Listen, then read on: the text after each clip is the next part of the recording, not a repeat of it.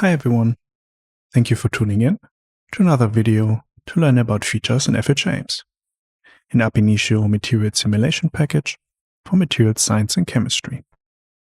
Today, we're exploring one of the most powerful methods for calculating charged electronic excitations, the GW approach. If you've ever wondered how to accurately predict what happens when electrons are removed or added to materials, whether they are molecules or solids, then the GW method is your answer. The motivation is apparent. Standard density functional theory systematically underestimates band gaps in ionization potentials due to fundamental limitations in treating electronic excitations. The GW method addresses this challenge. Developed by Lars Hedin in 1965, the GW approximation incorporates dynamical screening effects that are absent in DFT. The method gets its name from the Green's function G and the screen-Coulomb interaction W. When an electron is removed from a system, the remaining electrons reorganize to screen the resulting perturbation. This many-body response is essential for accurate excitation energies and is precisely what GW captures. This makes GW the method of choice for theoretical photoemission spectroscopy. When you excite electrons in a material, GW can predict what energies those electrons will have, something that's directly measurable in experiments. In practice, many flavors of GW are available, ranging from the costly self-consistent GW approach, where we iteratively solve Dyson's equations, to the most widely used single-shot G0W0 approach. Several flavors are also implemented in FHI-aims and described in our full tutorial. As an example, we will use the ethylene molecule, employing a G0W0 approach in the PBE starting point, and we will compare these results to both DFT and experiment. Examining the first three ionization potentials, we find here that DFT PBE significantly underestimates all these levels compared to the experiment.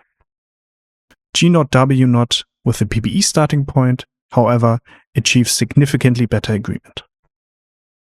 The experimental photoemission spectrum and our GW calculation, which is shown here, show excellent quantitative agreement. Here, each peak corresponds to the ionization from a specific molecular orbital, with the peak positions being determined by the quasi-particle energies.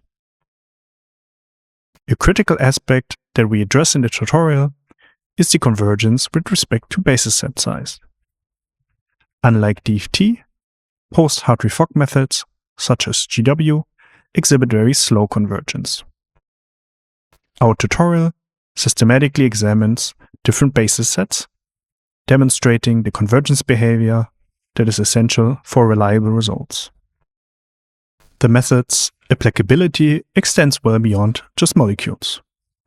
For crystalline silicon here, for example, G0W0 opens the fundamental band gap from the underestimated DFT value to quantitative agreement with experimental measurements, demonstrating the universal nature of the screening corrections.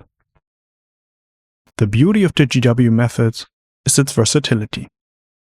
From small organic molecules to complex crystalline solids, from surface states to defect levels, GW handles them all with the same theoretical framework. Now, why does this matter? Accurate predictions of charged electronic excitations are crucial for designing a wide range of applications, ranging from solar cells and LEDs to photocatalysts and quantum materials. With the GW approach, we can accurately predict material properties before they are even synthesized. Are you now ready to try it yourself? Then please check out our complete tutorial materials linked in the description below. For those interested in learning more about the GW approach in general, a practical guide on GW calculations can be found in the GW Compendium by Dorothea Golze, Marc Zorak, and Patrick Rinke. And with this, we are at the end of the tutorial. Thank you for tuning in. Please check out our website and online tutorials for more examples. Happy simulating!